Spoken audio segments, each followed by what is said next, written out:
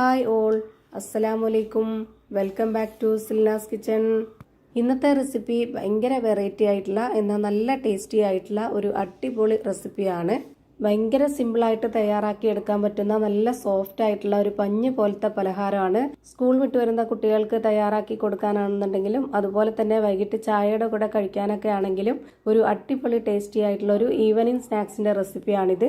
ഒരു തവണ ഉണ്ടാക്കി കഴിച്ചാൽ പിന്നെ എപ്പോഴും ഉണ്ടാക്കി കഴിക്കാൻ തോന്നും. അത്രയും ടേസ്റ്റി ആയിട്ടുള്ള ഒരു പലഹാരമാണ്.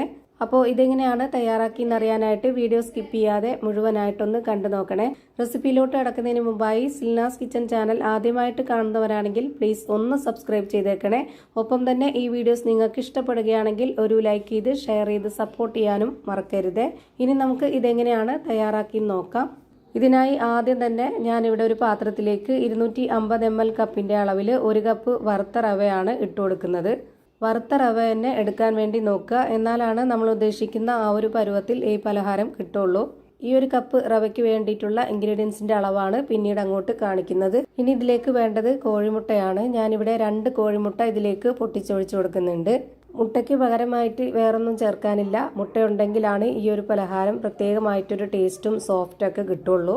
ഇനി ഇതിലേക്ക് നല്ലൊരു മണത്തിന് വേണ്ടി ഒരു 3 ഏലക്ക ഇട്ട് കൊടുക്കാം. അടുത്തതായി ഇതിലേക്ക് വേണ്ടത് ഗോതമ്പ് പൊടിയാണ്. ഞാനിവിടെ റവ എടുത്തിട്ടുള്ള അതേ കപ്പ് അളവിൽ തന്നെ 1 കപ്പ് ഗോതമ്പ് പൊടി ഇട്ട് കൊടുക്കുന്നുണ്ട്. അതായത് 250 ml കപ്പിന്റെ അളവിൽ 1 കപ്പ് ഗോതമ്പ് പൊടിയാണ് ഇട്ട് കൊടുത്തിട്ടുള്ളത്. ഇനി ഇതിലേക്ക് 1/2 കപ്പ് അളവിൽ തേങ്ങ ചിരകിയത് ഇട്ട് കൊടുക്കാം. പിന്നെ ഇതിലേക്ക് വേണ്ടത് മധുരത്തിന് ആവശ്യമായിട്ടുള്ള പഞ്ചസാരയാണ്. ഞാനിവിടെ 1/2 കപ്പ് അളവിലാണ് ഇട്ട് കൊടുത്തിട്ടുള്ളത്. ഓരോരുത്തർക്കും മധുരം എത്രയാണോ ഇഷ്ടം അതിനനുസരിച്ച് കൂട്ടിയും കുറച്ചൊക്കെ ഇട്ട് കൊടുക്കാവുന്നതാണ്. ഇനി ഇതിലേക്ക് മധുരത്തിനെ ബാലൻസ് ചെയ്യാനായിട്ടുള്ള ഒരു നുള്ള് ഉപ്പിട്ട് കൊടുക്കാം. പിന്നെ 2 ടേബിൾ സ്പൂൺ അളവിൽ നെയ്യ് ഒഴിച്ചു കൊടുക്കുന്നുണ്ട്. നെയ്യുടെ മണം കൂടെ ഉണ്ടാകുമ്പോൾ നമ്മുടെ ഈ ഒരു പലഹാരം നല്ല ടേസ്റ്റ് ആയിരിക്കും. പിന്നെ ഈ ഒരു പലഹാരം നല്ല സോഫ്റ്റ് ആയിട്ട് കിട്ടാൻ വേണ്ടിയിട്ട് ഒരു നുള്ള് സോഡാപ്പൊടി കൂടി ഇട്ട് കൊടുക്കുന്നുണ്ട്. ഇനി ഇതെല്ലാം കൂടെ ഒരു മിക്സിയുടെ ജാറിലേക്ക് ഇട്ട് കൊടുത്തിട്ടുണ്ട്. എന്നിട്ട് ഇതിലേക്ക് വെള്ളം ഒഴിച്ചു കൊടുത്തതിന് ശേഷമാണ് ഇത് അരച്ചെടുക്കുന്നത്. ഈ ഒരു മാവെല്ലാം മിക്സിയുടെ ജാറ് മുഴുവനായിട്ട് ഇരിക്കുന്നതുകൊണ്ട് തന്നെ നമുക്ക് ഈ വെള്ളം മുഴുവനായിട്ട് ഒഴിച്ചു കൊടുക്കാൻ കഴിയില്ല. അതുകൊണ്ട് 250 ml കപ്പിന്റെ അളവിൽ 1/2 കപ്പ് വെള്ളമാണ് ആകെ ഇത് അരച്ചെടുക്കാൻ വേണ്ടത്. 1/4 കപ്പ് വെള്ളം ഒഴിച്ചു കൊടുത്തിട്ടാണ് ആദ്യം ഒന്ന് അരയ്ക്കുന്നത്. എന്നിട്ട് അരയാതെ വരുമ്പോഴാണ് ബാക്കി വെള്ളവും കൂടെ ഒഴിച്ചു കൊടുത്തിട്ട് ഇത് ഈ ഒരു പരുവത്തിൽ അരച്ചെടുക്കുന്നത്. ഒരുപാട് ലൂസ് ആവാതെയും ഒരുപാട് അങ്ങ് കട്ടിയാവാതെയും നോക്കണം. മിക്സിയുടെ ജാറിൽ പറ്റിപ്പിടിച്ചിരിക്കുന്നത് വെള്ളം ഒഴിച്ചു കൊടുക്കാതെ കൈകൊണ്ട് തന്നെ തുടച്ചതിലേക്ക് ഇട്ട് കൊടുത്താൽ മതി. അല്ലാന്നുണ്ടെങ്കിൽ പരുവം തെറ്റിപ്പോവും. ഇപ്പോൾ ഞാനിതാ സ്പൂൺ കൊണ്ട് ഇതൊന്ന് കോരി കാണിച്ചു തരാം. ഇതാണ് ഇതിന്റെ കറക്റ്റ് ആയിട്ടുള്ള പരുവം. ഇത് കാണുമ്പോൾ തന്നെ നിങ്ങൾക്ക് മനസ്സിലായിട്ടുണ്ടാവും. ഇതിനി എങ്ങനെയാണ് തയ്യാറാക്കുന്നതെന്ന് നോക്കാം. അപ്പോൾ ഇതിനി റെഡിയാക്കി എടുക്കാനായിട്ട് ഞാനിവിടെ സ്റ്റവിലേക്ക് ഒരു പാൻ വെച്ച് കൊടുത്ത് ഫ്ലെയിം ഓൺ ആക്കി കൊടുത്തിട്ടുണ്ട്. ഇതിലേക്ക് ഒട്ടും തന്നെ എണ്ണയോ ഓയിലോ നെയ്യോ ഒന്നും തന്നെ സ്പ്രെഡ് ചെയ്യാതെ ഇതുപോലെ കുറച്ച് മാവ് ഒഴിച്ചു കൊടുക്കുക. എന്നിട്ട് ഇതിന്റെ നടുക്കായിട്ട് ഞാൻ കുറച്ച് അണ്ടിപ്പരിപ്പും മുന്തിരിയും ചെറുതായിട്ടൊന്ന് കട്ട് ചെയ്തത് ഇട്ട് കൊടുക്കുന്നുണ്ട്. ഇത് നിർബന്ധമല്ല, കാണാനൊരു ഭംഗിക്കും ഇത് കഴിക്കാൻ നേരത്ത് കടിക്കുമ്പോൾ ഒരു ടേസ്റ്റ് ഒക്കെ ഉണ്ടാവുമല്ലോ, അപ്പൊ അതിനൊക്കെ വേണ്ടിയിട്ട് ഇട്ട് കൊടുത്തതാണ്. ഉണ്ടെന്നുണ്ടെങ്കിൽ ഇട്ട് കൊടുക്കുക, അല്ലാന്നുണ്ടെങ്കിൽ വേണ്ട. ഇനി ഇത് തിരിച്ചിട്ട് കൊടുക്കേണ്ട ആവശ്യമൊന്നുമില്ല. നിറയെ ഹോൾ വന്നിട്ട് ഇപ്പോൾ ഇത് നന്നായിട്ട് വെന്ത് കിട്ടിയിട്ടുണ്ട്. ഇനി ഇത് എടുത്തു മാറ്റാം.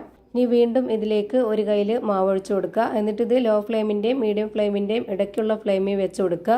ആദ്യം ചുട്ടെടുക്കുമ്പോൾ തന്നെ നമ്മുടെ പാൻ നല്ലപോലെ ചൂടായിട്ടുണ്ടാവും. ഇനി ആ ഒരു ചൂടിൽ തന്നെ ആവുമ്പോൾ ബാക്കിയുള്ളത് അതിന്റെ അടിഭാഗം കരിഞ്ഞു പോവും. അതുകൊണ്ട് ലോ ഫ്ലെയിമിന്റെയും മീഡിയം ഫ്ലെയിമിന്റെ ഇടയ്ക്കുള്ള ഫ്ലെയിമിൽ ഇട്ട് കൊടുത്തിട്ട് ബാക്കിയുള്ള എല്ലാം ആ ഒരു ഫ്ലെയിമിൽ തന്നെ വേവിച്ചെടുക്കുക. അപ്പോൾ എല്ലാം ഒരേ പരുവത്തിൽ തന്നെ കറക്റ്റായിട്ട് വെന്ത് കിട്ടും. ഇത് നമുക്ക് അടച്ചു വെച്ചും വേവിച്ചെടുക്കാം. അടച്ചു വെക്കാതെ തുറന്നു വെച്ചാലും ഇതേപോലെ തന്നെ ഹോളായിട്ട് നല്ല ഭംഗിയായിട്ട് നല്ല ടേസ്റ്റ് ആയിട്ടൊക്കെ കിട്ടും. ഒരുപാട് സമയമൊന്നും വേണ്ട, വളരെ പെട്ടെന്ന് തന്നെ വെന്ത് കിട്ടുന്നതാണ്. ഇപ്പോൾ ഞാനിത് തുറന്നു നോക്കുമ്പോഴത്തേക്ക് ഫുള്ളായിട്ട് നല്ല ഹോളൊക്കെ വന്നിട്ട് നല്ല പോലെ വെന്ത് കിട്ടിയിട്ടുണ്ട്. ഇനി ഇത് എടുത്തു മാറ്റാം. ഇതേപോലെ തന്നെ എല്ലാം ചുട്ട് ഒരു പാത്രത്തിലേക്ക് മാറ്റിയിട്ടുണ്ട്. ഇപ്പോൾ നല്ല സോഫ്റ്റ് ആയിട്ടുള്ള പഞ്ഞി പോലത്തെ ഒരു അടിപൊളി പലഹാരം റെഡിയായി കിട്ടി. അപ്പോൾ ഇത്രയേ ഉള്ളൂ ഇന്നത്തെ വീഡിയോ ഇഷ്ടമായാൽ ലൈക്ക് ചെയ്യാനും കമൻറ്റ് ചെയ്യാനും ഷെയർ ചെയ്യാനും മറക്കരുത്. അതുപോലെ തന്നെ ഞാനിടുന്ന പുതിയ വീഡിയോസ് നോട്ടിഫിക്കേഷനായിട്ട് കിട്ടുന്നതിന് വേണ്ടി സബ്സ്ക്രൈബ് ചെയ്ത് ബെല്ലൈക്കൺ അമർത്തി അതിൽ ഓൾ എന്ന ഓപ്ഷൻ എനേബിൾ ചെയ്ത് കൊടുക്കാനും മറക്കരുത്. പുതിയൊരു വീഡിയോയുമായി വീണ്ടും വരും. Thank you for watching.